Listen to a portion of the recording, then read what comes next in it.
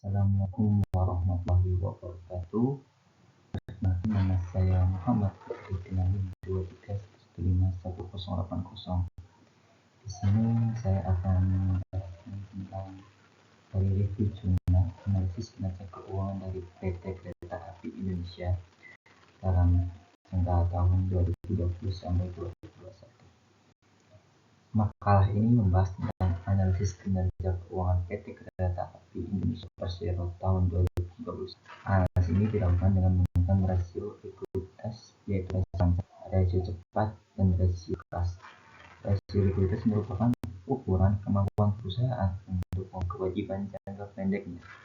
Makalah ini ditunjukkan untuk memberikan pemahaman yang lebih mendalam kinerja keuangan PT Kereta Api Indonesia Persero dan untuk membantu mahasiswa dan dosen dalam menganalisis rasio likuiditas dalam konteks akuntansi dan keuangan.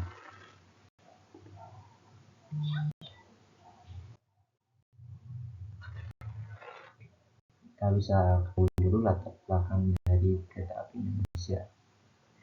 PT Kereta Api Indonesia di sini merupakan moda transportasi massal yang sangat penting bagi masyarakat Indonesia, terutama untuk mobilitas jarak jauh. PT Kereta Api Indonesia Persero sebagai operator kereta api di Indonesia memiliki peran krusial dalam memberikan layanan transportasi yang aman dan efisien.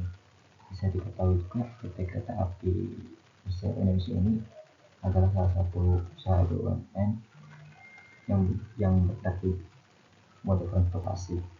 Dengan adanya kereta api ini memang seringlah kita memakainya dalam jangka jauh. Dalam efisien waktu itu lebih cepat dan kenyamanan itu pasti terjamin. Yang kedua itu pentingnya analisis kinerja keuangan. Memahami kondisi keuangan perusahaan hal yang penting, terutama dalam memastikan kelangsungan operasi dan pengembangan bisnis. Melalui analisis kinerja keuangan, kita dapat memperoleh gambaran yang jelas tentang si keuangan perusahaan dan langkah-langkah yang perlu diambil untuk meningkatkan kinerja. Jadi, pentingnya analisis kinerja keuangan itu adalah untuk kami depannya mempunyai kinerja biar lebih baik untuk meningkatkan pekerjaan yang ada. Dan pada PT kali ini kita fokus pada rasio likuiditas. Rasio likuiditas digunakan dalam penelitian ini untuk mengukur kemampuan PT Kereta Api Indonesia Persero dalam memenuhi kewajiban jangka pendeknya. Rasio ini memberikan informasi penting tentang likuiditas perusahaan dan kemampuannya untuk membayar hutang jangka pendek.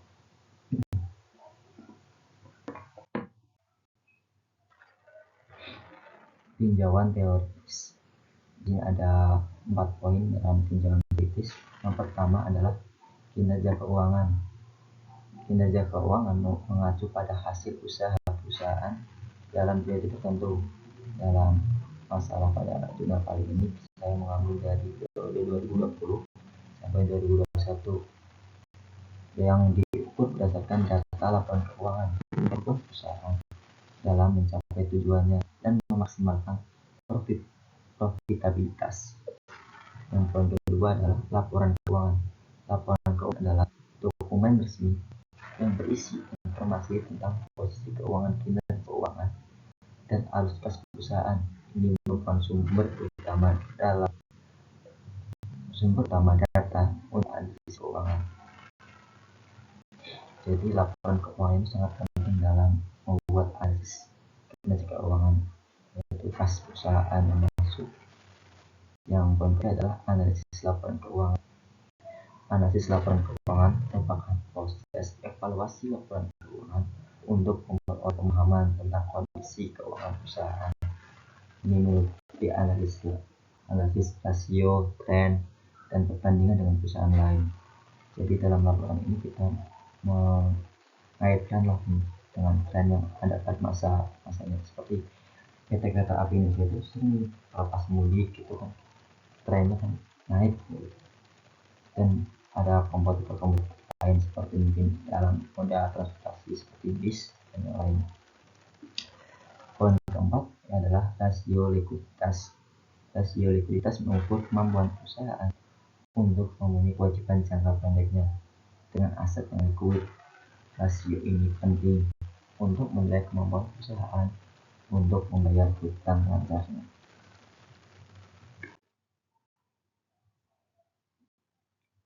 Rasio likuiditas. Karena kita akan fokus pada rasio likuiditas di sini, ada 3 poin rasio likuiditas. Yang pertama itu rasio lancar atau current ratio. Rasio lancar mengukur kemampuan perusahaan dalam membayar hutang lancar dengan aset lancar. Rasio ini dihitung dengan membagi total aset lancar dengan total hutang lancar. Yang kedua, rasio cepat, quick ratio. Rasio cepat merupakan ukuran kemampuan perusahaan untuk memenuhi kewajiban jangka pendeknya dengan aset yang sangat likuid seperti kas, hutang. Rasio ini dihitung dengan membagi aset lancar dikurangi persediaan dengan total hutang lancar. Rasio kas atau cash ratio. Rasio kas mengukur kemampuan perusahaan dalam melunasi hutang jangka pendeknya hanya dengan menggunakan kas dan setara kas. Rasio ini dihitung dengan membagi total kas dan setara kas dengan total hutang lancar.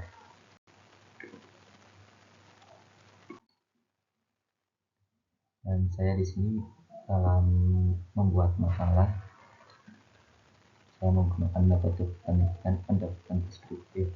Pendapatan tersebut digunakan untuk menggambarkan data yang diperoleh dari laporan keuangan PT Kereta Api Indonesia Persero tahun 2020 sampai 2021. Analisis rasio keuangan. Analisis rasio keuangan dilakukan dengan menghitung rasio likuiditas, yaitu rasio kas. Rasio ini digunakan untuk mengukur kemampuan perusahaan dalam memenuhi kewajiban jangka pendeknya. Yang ketiga adalah sumber data. Sumber data yang digunakan dalam penelitian adalah laporan keuangan PT Kereta Api Indonesia Persero tahun 2020 sampai 2021.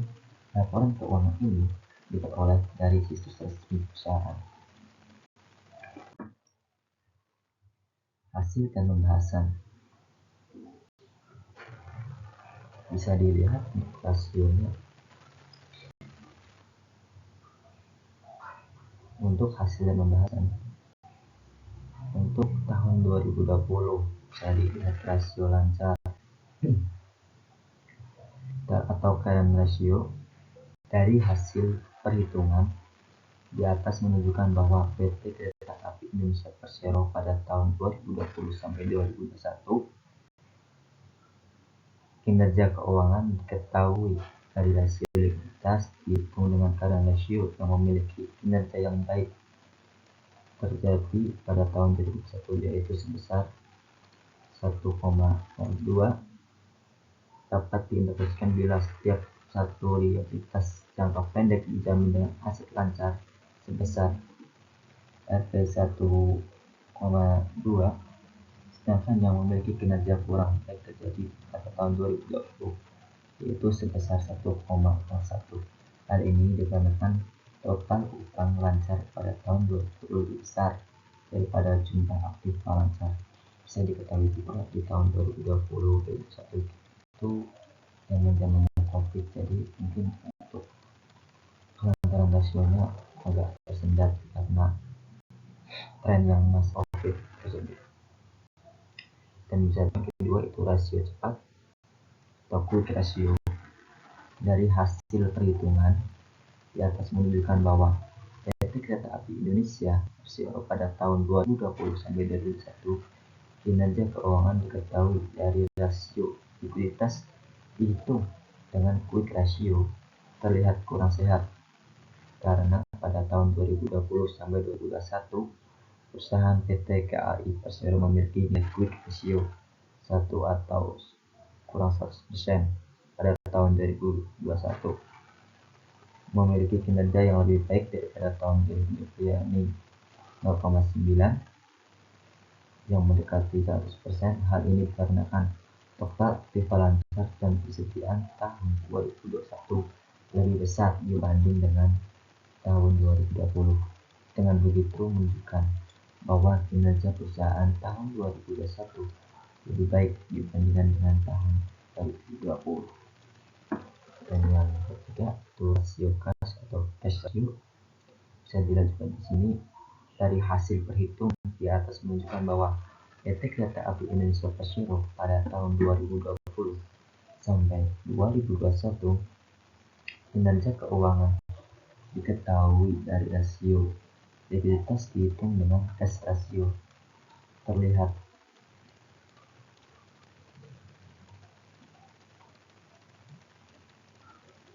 PT Kereta Api Indonesia memiliki nilai cash ratio kurang dari 1 atau kurang dari 100%. Kinerja perusahaan pada tahun 2020 lebih baik daripada tahun 2021.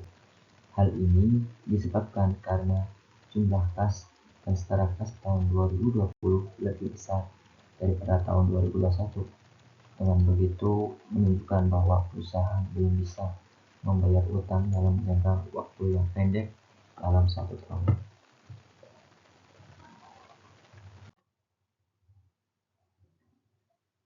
Analisis rasio lancar. Jadi kita akan analisis satu persatu rasio likuiditas. Itu pertama analisis rasio lancar pada tahun 2020. Rasio lancar pada tahun adalah 1,01, menunjukkan bahwa PT Kereta Api Indonesia Persero memiliki kemampuan yang baik dalam membayar hutang dan dengan aset lancar. Rasio ini sedikit di atas 1 yang mengindikasikan bahwa aset lancar cukup untuk menutupi kewajiban lancar. Dan pada tahun berikutnya 2021 rasio lancar pada tahun ini meningkat menjadi 1,02. Peningkatan ini menunjukkan bahwa kemampuan perusahaan dalam membayar hutang lancar dan aset lancar semakin baik. Rasio ini sedikit di atas 1 yang mengindikasikan bahwa aset lancar lebih dari cukup untuk menutupi kewajiban lancar. Bisa disimpulkan dalam rasio lancar pada tahun 2021 PT Kereta Api Persero Indonesia secara keseluruhan, rasio lancar ini dalam 2 tahun terakhir menunjukkan tren yang sangat positif. Ini menunjukkan bahwa perusahaan memiliki likuiditas yang baik dan mampu memenuhi kewajiban jangka pendeknya.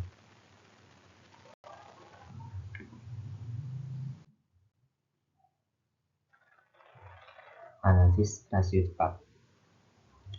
Pada tahun 2020, rasio cepat pada tahun ini adalah 0,98.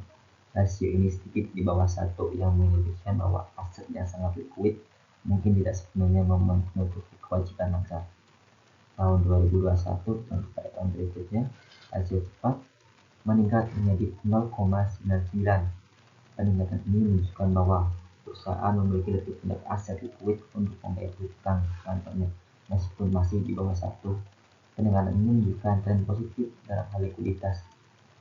Bisa dianalisis dalam masalah rasio cepat ini. Peningkatan rasio cepat menunjukkan bahwa PT Kereta Api Indonesia telah berhasil meningkatkan likuiditas dengan mengurangi persediaan atau meningkatkan aset likuid lainnya. Namun penting untuk diingat bahwa rasio ini masih di bawah 1 yang menunjukkan bahwa perusahaan mungkin perlu meningkatkan likuiditas lebih cepat lebih lanjut untuk memastikan bahwa mereka dapat membayar hutang jangka pendek dengan mudah.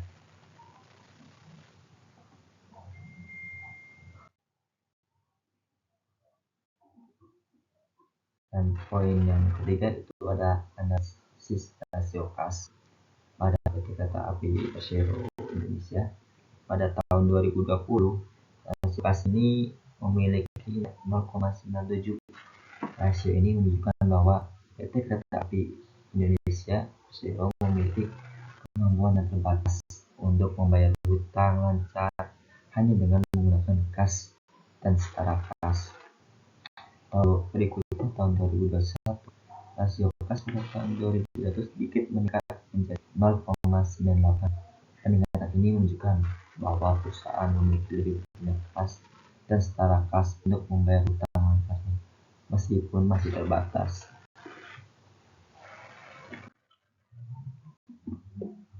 Bisa disimpulkan dalam pada poin saya sini, kesimpulannya adalah Analisis rasio likuiditas menunjukkan bahwa PT Kereta Api Indonesia Persero memiliki likuiditas cukup baik, rasio lancar, dan rasio cepat menunjukkan bahwa perusahaan memiliki kemampuan yang baik dalam memenuhi kewajiban jangka pendeknya, tapi perlu ditingkatkan lebih lanjut.